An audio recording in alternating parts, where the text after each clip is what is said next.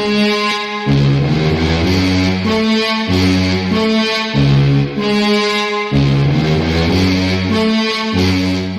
what's up guys? Today we're going to learn about how to play against the Scotch Gambit. But before we get into that, don't forget to like this video and subscribe for more great opening videos. So the Scotch Gambit is super sharp, super theoretical opening. But the good part for black is if you know what you're doing, you can kind of always get good positions. So here we take on d4. So this is what makes it the Scotch Gambit. If they captured on d4, now it's the Scotch. But here white decides to gambit the pawn and play more actively with bishop c4. Now, the best defense is going to be knight f6. Bishop c5 is possible, trying to hold on to this pawn, but trust me, that's exactly what they want. So knight f6, first we're going to look at this obscure knight g5 move. So here, he's trying to attack f7 as fast as possible. But here we can go knight e5. We can attack this bishop and protect this square as well. So here, take on d4 is what you'll probably see. Knight takes, queen takes, and now a very common idea in e5 openings is we want to take that d5 square. And here he's starting queen takes f7, checkmate. So here d5, take, queen takes. If he takes here, we're happy because we got a endgame where we have the bishop pair in an open position. So it's going to be much, much easier to play as black here. And if he plays queen e2 check, we can just go bishop e7, castle, provoke this weakness with bishop g4. And after f3, now we can go back. And here the point being, if he doesn't play rook e1, we can play queen check and try to castle.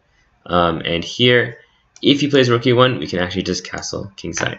And after queen takes, rook here, and he's going to have some issues with his back rank. So queen here, capture, capture, rook e8. And now let's say, for example, queen to d2, we would have queen check here and take the knight. And here he can't take because the rook would come back here and checkmate him.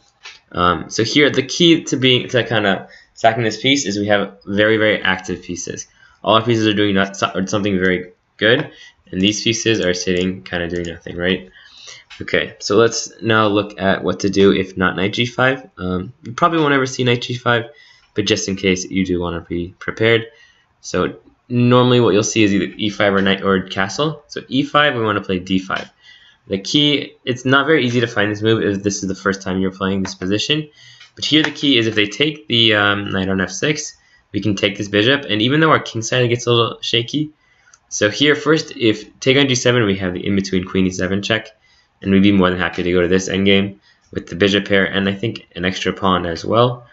So then generally we'd play queen e2 check first, bishop e6 take, bishop takes, maybe bishop here or castle, and here we can just go queen d5 and now castle kingside, and we're going to have the bishop pair, an extra pawn, and a very, very active pieces.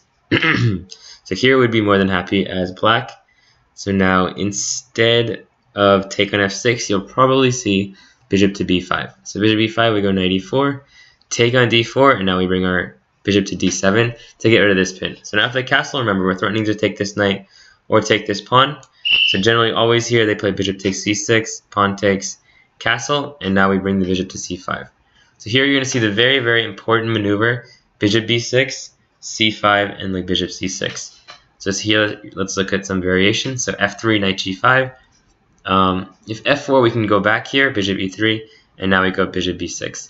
And if knight d2, take, and now c5 comes. Knight f3, d4, bishop moves, and now bishop c6. And you see our pieces have now gained control of the board. These two bishops are on great diagonals. We're going to continue opening it up. First, probably castle and get your pieces out, but then you're going to see these bishops kind of do their work. So that idea you're going to see basically in all these kind of variations. So here, if bishop e3 instead of f4, you once again see bishop e6. And after f4 transposes and queen d2, we can play f6 ourselves. We can play f6, and the tactics don't work for white. So if take, queen takes here, we can take this, and in an open position with the bishop pair, this is going to be very, very nice for black to play. And if they try to slow play rook e1, we castle king here, and now our pieces come out. This you probably won't see the specific variation, but it's good to know. Keep the pressure and use that bishop b6 variation or idea. No need to force things super, super fast. So that's how you're going to play against his bishop b5 move. Now we're going to look at what happens if he castles. So knight f6, castle, knight takes pawn, and here rook e1. So there's some other tricky move orders like c3 or knight d2. the key to those are you're just going to always go d5. d5 in these e4, e5 openings is very, very good for black. Generally, he equalizes after he plays d5. You take the center, you support your e4 square, and good things happen. So here we're going to see that d5. And here he can kind of use his tactics to get an interesting position. And now he goes knight c3, the point being this knight can't take here because of the pin, and we can't take here because he would take our queen. So here we just go queen a5, give up this knight, give it back. Here if rook takes e4, we go bishop e6, and after take on d4, we have the very important move, queenside castle. And if he, remember he can't take either of these pieces because of this pin. And then we can just put a lot of pressure with like knight takes d4, bishop here, and queen b4, or bishop c5, a bunch of different ideas. And remember, you have that bishop here in an open position. But instead of rook takes e4, generally you're always going to see knight takes e4. So here we go bishop e6, knight g5, castle queenside, give up our extra pawn. And here we get a very common position where most people play bishop d6. But I think much better than bishop d6 is going bishop e7. And the key is we're going to go bishop f6 and have a very good grip on the position.